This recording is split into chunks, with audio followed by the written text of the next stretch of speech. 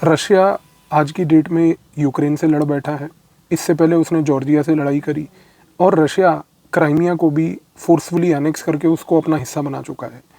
Russia का व्यवहार Syria को लेके, ईरान को लेके, क्राइमिया को लेके, यूक्रेन को लेके, जॉर्जिया को लेके या बाकी यूरोप के किसी भी दूसरे ऐसे देश को लेके जो कि पहले सोवियत संघ का हिस्सा था, क्या एक्सप्लेन करता है? क्या आज की डेट में रशिया और अमेरिका की लड़ाई एक विचारधारा की लड़ाई है? पिछले वीडियो में मैंने आपको एक बात बताई थी कि अमेरिका और रशिया के बीच में जो लड़ाई है आज की डेट में वो विचारधारा की तो नहीं है, बल्कि पुतिन जो है वो सोवियताइजेशन ऑफ अमेरिका चाहते हैं। वो चाहते हैं कि अमेरिका के अंदर एक ऐसा सोवियताइजेशन के कॉन्सेप्ट पैदा हो कि जिसकी वजह से सोशलिज्म अमेरिका में आए, इंटॉलरेंस अमेरिका में बढ़े और इस इंटॉलरेंस की वजह से अमेरिका की सोसाइटी खुद ही टूट के मर जाए। लेकिन दोस्तों, रशिया का व्यवहार यूक्रेन में कैसा है? रशिया यूक्रेन में जो कर रही है वो अमेरिका यूक्रेन में जो अमेरिका चाहता है वो उससे अलग क्यों है? इसके लिए हमारे को एक बड़ी महत्वपूर्ण चीज़ जो आज के इस वीडियो में हम जानेंगे वो ये है कि दोनों देशों के बीच में कोई आइडियोलॉजिकल लड़ाई नहीं है। दोनों देशों के बीच में लड़ाई आइडेंटिटी की है, क्योंकि दोनों देशों की आइडेंटिटी बड़ी अलग अलग नज़रिए से बनी है और दोनों देश एक आइडेंटिटी क्लैश के थ्रू लड़ रहे हैं। इस आइडेंटिटी क्लैश का एक मैनिफेस्टेशन कोल्ड वॉर में, शीत युद्ध में, एक आइडियोलॉजिकल कॉन्फ्रंटेशन था। तो समझने की कोशिश कीजिए, मैं आपको जो बोल रहा हूँ कि इन दोनों देशों के बीच एक आइडेंटिटी, एक लार्जर आइडेंटिटी की अम्ब्रेला की लड़ाई है और इस आइडेंटिटी के भीतर में एक आइडियोलॉजिकल क्लैश हुआ था जो कि 50 साल चला, जिसको हम शीत युद्ध यानी कि कोल्ड वॉर कहते हैं। अब अगर आप मनोवैज्ञानिक लोगों की माने, यानी कि जो साइकोलॉजिस्ट हैं, साइकोलॉजिस्ट आज की डेट में ये कहते हैं कि किसी भी देश में किसी भी नागरिक की आइडेंटिटी बनने का कार्य 3 साल की उम्र के बाद शुरू हो जाता है। 3 साल की उम्र के बाद किसी भी व्यक्ति को किस प्रकार की इन्फॉर्मेशन दी जाती है, उस इन्फॉर्मेशन के बेसिस पे उस व्यक्ति की ओवरऑल आइडेंटिटी बनती है। रशिया ने इस चीज़ का बहुत खास ध्यान दिया है। रशिया ने अपनी सोसाइटी में 3 साल से बड़े हर एक व्यक्ति को किस प्रकार की इन्फॉर्मेशन दी जाएगी, इस इन्फॉर्मेशन का कार्य रशिया पिछले 50 से 60 सालों से कर रहा है। इसी रीज़न से आज की डेट में जो रशिया में लोग पैदा होकर बड़े हो गए हैं, उनका देखने का नज़रिया विश्व को एक बड़ा अलग तरीके का है। रशिया यदि यूक्रेन में कुछ करता है तो वो उस चीज़ को अपोज नहीं करते। रशिया अगर सीरिया में बशर अल असद के साथ कुछ करता है तो वो लोग उसको अपोज नहीं करते। और रशिया में अगर पुतिन एक टोटलिटेरियन रेजिम चलाता है तो लोग उसका भी साथ देते हैं। ऐसा क्यों है? रशिया की आइडेंटिटी क्या है? आज के इस वीडियो में हम इस रशिया की आइडेंटिटी को समझेंगे। दोस्तों, रशिया की आइडेंटिटी बड़ी सिंपल, स्पष्ट, क्लियर कट तरीके से ये है कि रशिया में उनके लोगों को जो एक इन्फॉर्मेशन पहले दिन से दी गई है वो ये दी गई है कि we are a nation of proud people. हम लोग एक ऐसे लोग हैं, हम लोग एक ऐसे देश हैं जो हमें अपने आप पे गर्व रखता है। लोगों में एक गर्व की फीलिंग उनके अंदर पहले दिन से जताई जाती है। इस गर्व को प्रूव करने के लिए विश्व युद्ध 2 यानी कि वर्ल्ड वॉर 2 का सहारा लिया जाता है। वर्ल्ड वॉर 2 के दौरान 20 मिलियन रशियन लोग मरे थे और आज की डेट में वर्ल्ड वॉर 2, जिसको आप और मैं वर्ल्ड वॉर 2 कहते हैं, रशिया में उसको द ग्रेट पेट्रियोटिक वॉर कहते हैं। रशिया की किसी इतिहास की किताब को उठा लीजिए, आपको वर्ल्ड वॉर 2 नहीं, ग्रेट पेट्रियोटिक वॉर मिलेगा, क्योंकि उस वॉर में जब 20 मिलियन लोगों ने अपनी शहादत दी, आज की डेट में रशिया की सरकार अपने लोगों के प्रतीक जो एक नैरेटिव देती है वो ये है कि हम लोग उस समय फासिज्म के खिलाफ खड़े थे। हम लोगों ने फासिज्म को लड़ने के लिए और फासिज्म को तोड़ने के लिए 20 मिलियन लोगों की शहादत दी, इसीलिए we are a nation of proud people. तो उनकी एक आइडेंटिटी, उनका एक थॉट प्रोसेस, उनकी एक अपब्रिंगिंग ऐसी है कि हम लोग नंबर 1 एक बंच ऑफ प्राउड पीपल हैं। दूसरी बात दोस्तों, सबसे महत्वपूर्ण चीज़ ये है कि अगर आप रशिया की आइडेंटिटी को देखें तो रशिया हमेशा से एक चीज़ कहता आया है और उसके लोग भी इस चीज़ में बहुत मानते हैं कि वो ना तो वेस्टर्न लोग हैं ना ही ईस्टर्न लोग हैं। रशिया अपने आप को ना तो ईस्टर्न आइडेंटिटी के साथ एसोसिएट करता है यानी कि एशिया की तरफ को, और ना ही वेस्टर्न यानी कि किसी भी प्रकार की अमेरिकन आइडेंटिटी को। आयरॉनिकल बात यह है कि यूरोप के सिर के ऊपर रशिया है। यूरोप जो है उसका ब्रेन रशिया है अगर आप ज्योग्राफी की मैप में देखें। लेकिन उसके बाद भी सबसे महत्वपूर्ण चीज़ ये है कि रशियंस अपने आप को यूरोपियंस भी नहीं मानते। रशियन कहते हैं we are neither westerns nor easterns nor Europeans. हम लोग इन तीनों से अलग हैं। हम लोग एक चौथी आइडेंटिटी हैं। हम लोग जो चौथी आइडेंटिटी हैं वो हैं यूरेशियंस। और रशियंस कहते हैं कि क्योंकि हमारी आइडेंटिटी यूरेशिया की है तो आज की डेट में रशिया इसको एक्सप्लेन करता है दरवाज़ा से नाम से। जो इस ऑपरेशन का टाइटल भी अगर आपने देखा हो तो ऑपरेशन दरवाज़ा था। तो ये ऑपरेशन दरवाज़ा क्या है? ऑपरेशन दरवाज़ा का मतलब ये है दोस्तों कि रशिया की आइडेंटिटी जो है, it is basically a Eurasian identity. Eurasian identity का मतलब है कि रशिया ये कहता है कि हमारे में यूरोप और एशिया के लोगों के ट्रेड्स ऐसे हैं जिसकी वजह से हमारा एक डिस्टिंक्ट कल्चर है, तो हम यूरोप के साथ ब्लेंड नहीं कर सकते, इसीलिए यूरोप एंड रशिया अलग से बोला जाता है। दूसरी बात, यूरेशियन आइडेंटिटी में रशिया ये भी कहता है साथ में कि वही हमारे जो यहाँ पर रूलर्स हैं, जो भी रशिया को हमेशा से रूल करते आए हैं, उनके पास एक डिवाइन पावर है। दरवाज़ा का मतलब होता है a divine power to rule. तो दोस्तों, रशिया की आइडेंटिटी, रशिया की अपब्रिंगिंग में रशिया के लोगों को ये बात बार बार जताई गई है कि देखिए, आपके यहाँ का जो रूलर होगा, चाहे वो व्लादिमीर पुतिन हो या दिमित्री मेदवेदेव थे पहले, या उससे पहले लेनिन हो, स्टालिन हो, निकिता क्रुश्चेव हो, कोई भी हो, तो सारे लोगों के जितने भी रूलरशिप्स थे रशिया में, इन सारी रूलरशिप्स में एक डिवाइन एलिमेंट था। और सबसे बड़ी बात देखिए दोस्तों कि रशिया में भी अपनी एक ऑर्थोडॉक्स चर्च है, और ये रशियन ऑर्थोडॉक्स चर्च आज की डेट में वेस्टर्न चर्चेज़ को नहीं मानती है। आज की डेट में रशिया की जो ऑर्थोडॉक्स चर्च है वो रशिया की पॉलिटिक्स के साथ बहुत गहरी तरीके से मिली हुई है, और रशिया की ऑर्थोडॉक्स चर्च भी लोगों में एक रिलीजन के थ्रू ये पॉइंट पहुंचाती है कि आपको अपने रशिया के पॉलिटिकल रूलर का साथ देना है, क्योंकि यही एक रूलर है जो रशिया की ग्रेटनेस को इंटरनेशनल लेवल पे रियलाइज़ कर सकता है। तो रशिया की साइकी सोच के देखिए दोस्तों, एक अलग प्रकार का देश है जहाँ पर चर्च का सेपरेट होना पॉलिटिक्स से पूरी तरीके से पॉसिबल नहीं है। जैसे वेस्टर्न देशों में हम कहते हैं कि भाई church and state are separate, लेकिन यहाँ पर वो सेपरेशन वैसा नहीं है। चर्च इनफैक्ट ये बात बोलती है रशिया में कि आपको अपने पॉलिटिकल रूलर के साथ खड़े होना पड़ेगा, क्योंकि आप ही का पॉलिटिकल रूलर रशिया को एक इंटरनेशनल इमेज दिखा पाएगा। इसके साथ साथ अगर हम देखें तो यहाँ पर एक चीज़ और समझ आती है कि रशिया की जो चर्च है, जो दरवाज़ा का कॉन्सेप्ट है, उसमें ये भी बात बोली जाती है कि रशिया की जो चर्च है वो ये बात बोलती है कि रशिया को डिवाइन लीडरशिप एक्सरसाइज करनी है, वो भी यूरेशिया के ऊपर, क्योंकि हम लोग यूरेशियन डिसेंट के लोग हैं।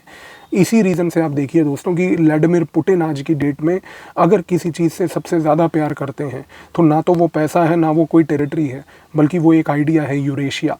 और यूरेशिया को लेके रशिया के प्रेसिडेंट व्लादिमीर पुतिन आज की डेट में हर एक वो पावर एक्सरसाइज करेंगे जिसकी वजह से रशिया यूरेशिया के रीजन के ऊपर अपना दबदबा बना पाए। यहाँ पर ही फ़र्क शुरू होता है रशिया के बीच में और अमेरिका के बीच में। अमेरिका हमेशा से ये कहती आई है कि यूरेशिया के जितने देश हैं, इन सारे देशों को इंडिपेंडेंट होना चाहिए और इंडिपेंडेंट रहना चाहिए, लेकिन रशिया इस बात को नहीं मानता। रशिया कहता है कि जिन देशों को आप इंडिपेंडेंट कहते हैं, वो देशों को इंडिपेंडेंट होने का कोई हक नहीं है, क्योंकि ये सारे देशों को रशिया के सबॉर्डिनेट होना पड़ेगा। अमेरिका अब इस बात से नाराज़ है।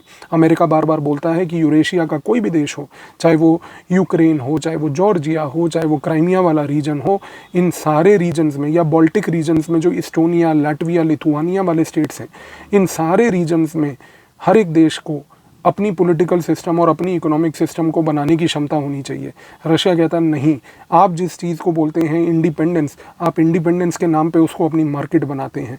आप जिस चीज़ को बोलते हैं इंडिपेंडेंस, आप उसमें जाकर बेसिकली नियो कॉलोनियलिज्म करते हैं। आप इंडिपेंडेंस डेमोक्रेसी के नाम पर, डेमोक्रेसी को प्रमोट करने के नाम पर उस देश में अपनी मार्केट खोजते हैं। इसी रीज़न से रशिया की सोच ये है कि इन देशों के पास कोई राइट इंडिपेंडेंट होने का नहीं है। और रशिया ये भी बात कहता है कि ये सारे देश, भूलिएगा मत, वो हैं जहाँ पर एथनिक रशियंस बहुत भारी मात्रा में रहते हैं। दोस्तों, फ़र्क समझने की कोशिश कीजिए। आज की डेट में इजराइल के बीच में और रशिया के बीच में अंतर क्या है?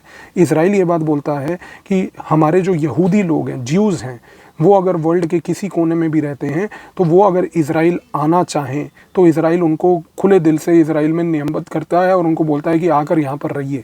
लेकिन रशिया का थॉट प्रोसेस अलग है।